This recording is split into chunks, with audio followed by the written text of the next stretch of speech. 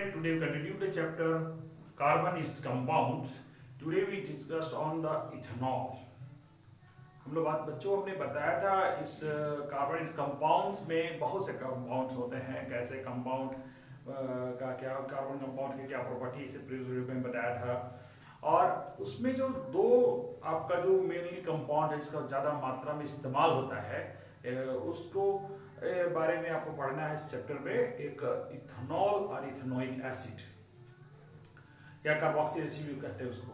तो ये इथेनॉल जो होता है जो आपको वेरी वेल जानते होंगे जितने भी ये इसको जो मास अमाउंट में इस्तेमाल किया जाता है। एक्चुअली में ये जो होता है गुड सॉल्वेंट है, ठीक है। जितने भी दवाएं भी होते हैं उसमें इस्तेमाल होते हैं, जितने कफ सिरप आप पीते हुए सारे में इथेनॉल है। मीठे ठंडी के मौसम में इथेनॉल का उसको ज़्यादा से ज़्यादा इस्तेमाल होता है, ठीक है। और उसके बाद कुछ आपका टॉनिक में, सिरप में, है ना, और जितने भी अल्कोहलिक ड्रिंक है उसमें भी इसका इस्तेमाल किया जाता है, क्योंकि ये जो है आपका एविडेंट मात्रा में इसका इस्तेमाल होता है।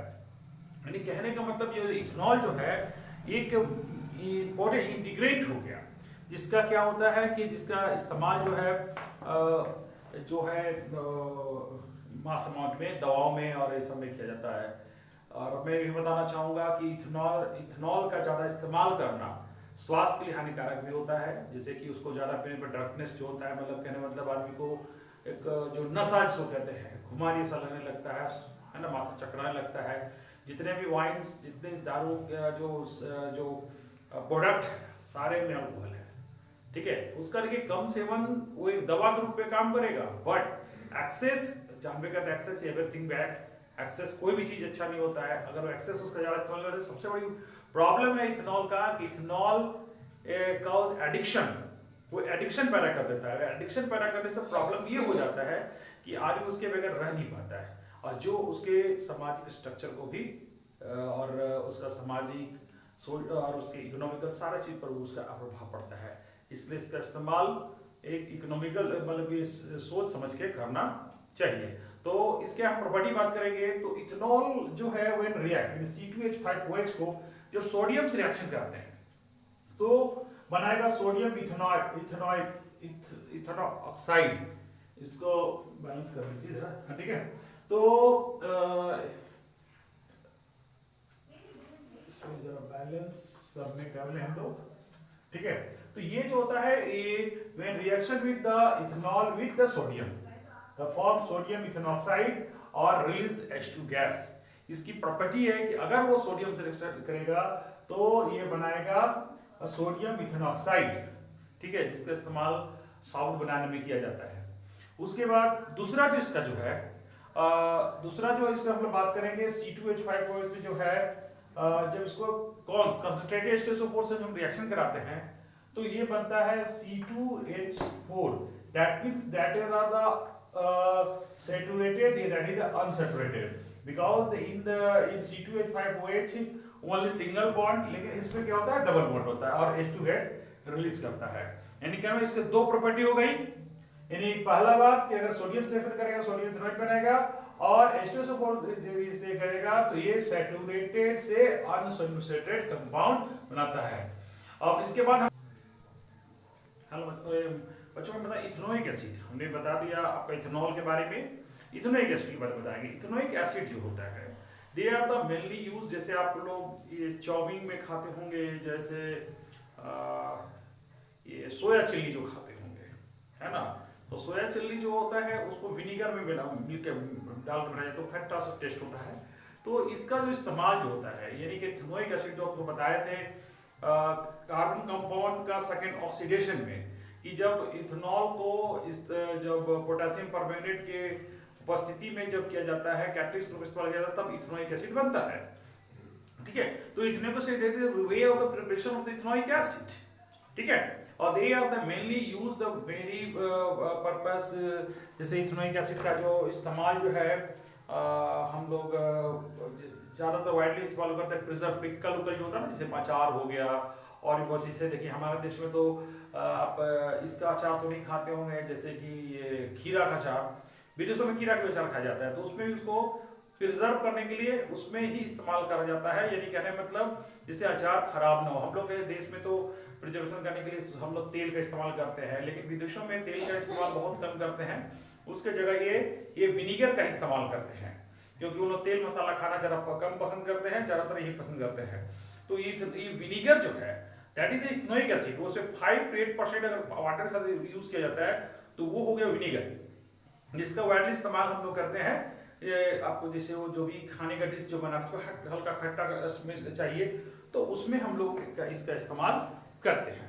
तो ये हो गया आपका इथेनोइक एसिड का, मैंने बताया कि इसका यूज जो मेनली यूज पर जो आप लोग घर में भी अगर बनाते होंगे सोया चिल्ली या अदर चीज तो उसमें इस्तेमाल किया जाता है। अब हम बात करें इसकी प्रॉपर्टी की बात करेंगे, तो इसका प्रॉपर्टी इसका बहुत इंपॉर्टेंट पॉइंट है बेटा, इसको तो ध्यान से देखिएगा क्योंकि ये परीक्षा पॉइंट ऑफ व्यू से बहुत इंपॉर्टेंट है। स्टरीफिकेशन, ये what is the esterification? Ester होता है जैसे स्वीट इन स्मेल टेल, जितना भी आप लोग खाते हैं ये, जैसे कि आप किसान जैम सोचते होंगे उसमें पूरा फूड मिला रहता है, नो, उसमें ऐसा कुछ नहीं रहता है। ईस्टर का इस्तेमाल किया जाता है। आप देखे होंगे जो पेप्सी वेप्सी पीते हैं उसमें क्या लिखा रहता है, उस पर क्लियर शब्दों में लिखा रहता है not food added only add flavour. That means कि हम उसका टेस्ट जो बहुत उसका फ्लेवर जैसा होता है आपका उसे जैसा लगता है, लेकिन वो ओरिजिनल फॉर्म में उसका नहीं होता है।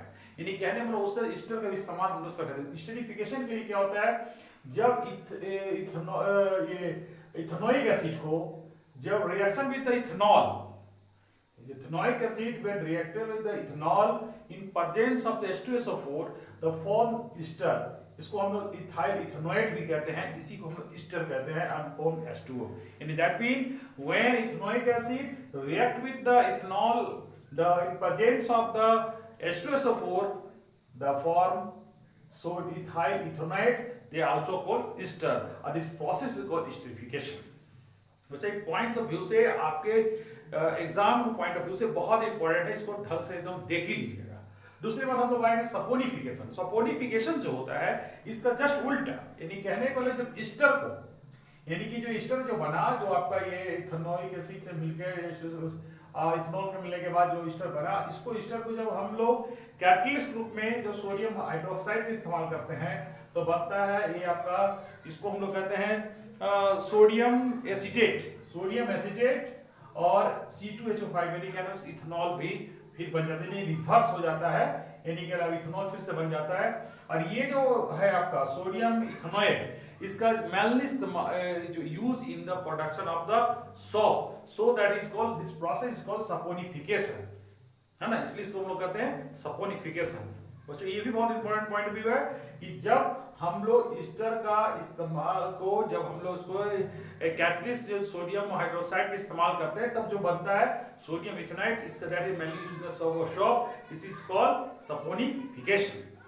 अब हम लोग बात करते हैं इसके तीसरा प्रॉपर्टी पर कि ये जो है आपका जितने देखिए आपका ये है सोडियम कार्बोनेट, ये सोडियम हाइड्रोकार्बोनेट, तो ये जो इस कार्बोनेट कैसे हाइड्रोकार्बोनेट कार्बोनेट इस्तेमाल जब करता है तो भी ये बनाता है आपका सोडियम इथेनोएट और H2O और CO2, और सेम केस इसमें भी बनता है सोडियम हाइड्रोकार्बोनेट में भी सेम चीज बनता है सोडियम इथेनोएट और H2O। इसका भी इस्तेमाल जो होता है हम लोग साबुन में किया जाता है, इसलिए देखिएगा कि साबुन का जो क्वालिटी होता है ये डिपेंड इसी वजह से अलग अलग होता है, ठीक है।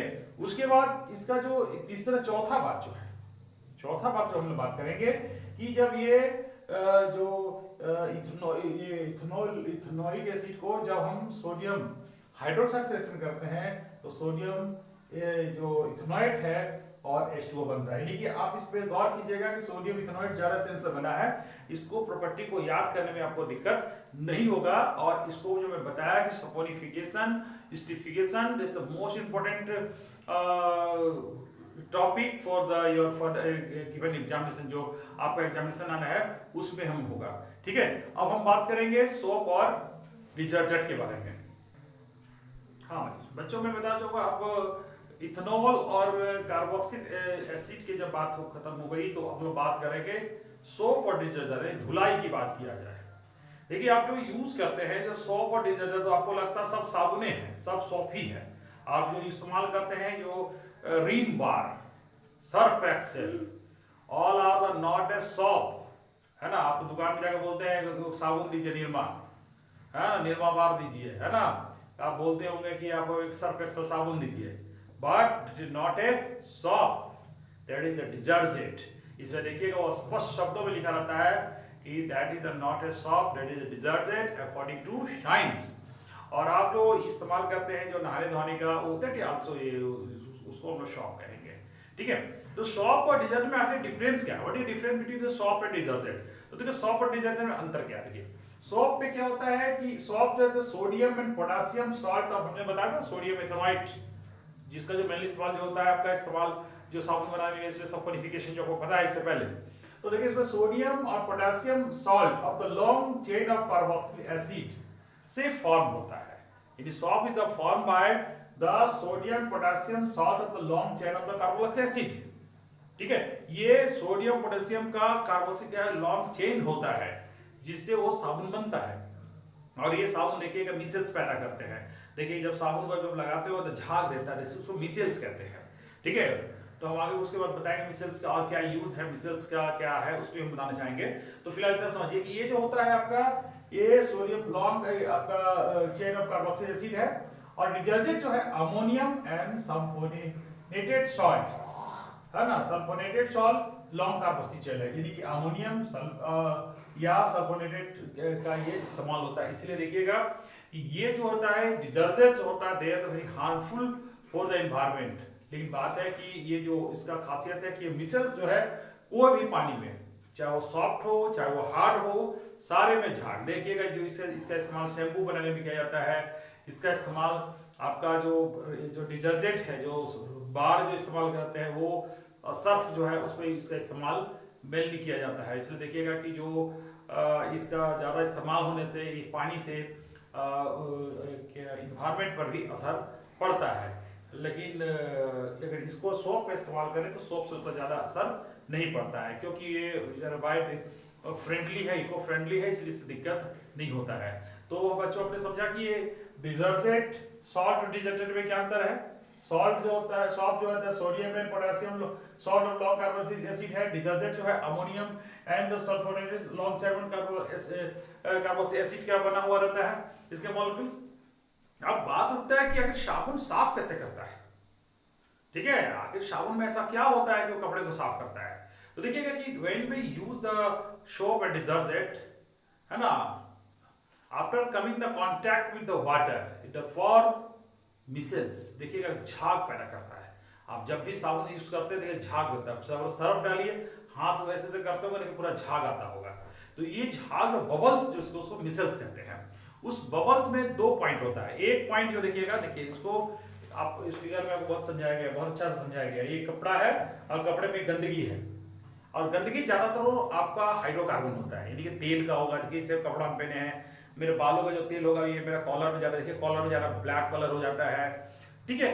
तो ये जो गंदगी है मेनली द हाइड्रोकार्बन, ज्यादातर हाइड्रोकार्बन होता है। तो इसमें देखिएगा कि इसमें जो मिसेल्स बनता है, एक देखिए हाइड्रोफिलिक और हाइड्रोफोबिक। मतलब हाइड्रोफोबिक का मतलब होता है जो पानी से भागता है, सो हाइड्रोफोबिया कहते हैं इसे, होता है हाइड्रोफोबिक इंड। और हाइड्रोफिलिक मतलब होता है जो पानी की तरफ अट्रैक्ट होता है, यानी कहने को मतलब दो पॉइंट बनते हैं। तो जो इसका जो हाइड्रोफिलिक जो होता है, हाइड्रोफोबिक जो होता है, जो पानी से भागता है, they come to contact with the hydrocarbons. वो हाइड्रोकार्बन जो गंदगी जो है उसके तरफ वो उसको क्या उसके तरफ अट्रैक्ट होता है, और वो क्या करता है उसको अपने में घुला लेता है, सोल्यूबल कर लेता है। और जैसे वो सोल्यूबल कर लेता है तो ये जो आपका हाइड्रोफिलिक जो है वो पानी में घुल जाता है।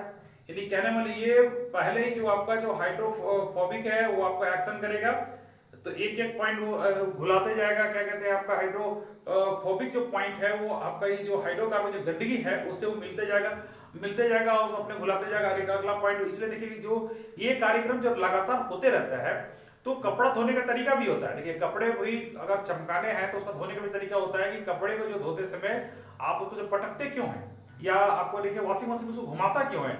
जितना वो घुमाएगा और वो पानी जितना मारिएगा, देखते कपड़े को पटक पटक कर धोया जाता है, क्योंकि जैसे पटक पानी डालते हैं तो पटकते हैं, तो उससे क्या होता है कि वो जो आपका जो ये हाइड्रोफोबिक पॉइंट जो है जो बार बार वो उस पॉइंट से अटैच होता है और उसको अपने घुलाता है, और फिर ये क्या है आपको पानी में घुलाता है। इसकी वजह से क्या होता है, रेगुलर प्रोसेस होते से देखिएगा पानी अगर आप कपड़ा धोते हैं तो नीचे पे क्या होता है, पूरा ब्लैक हो जाता है ना ये। और कुछ दिनों के बाद जब कपड़े में जब ज्यादा कपड़े गंदे कपड़ा धो लीजिएगा सर्फ में, तो देखिएगा फिर झाग नहीं उत्पन्न होगा।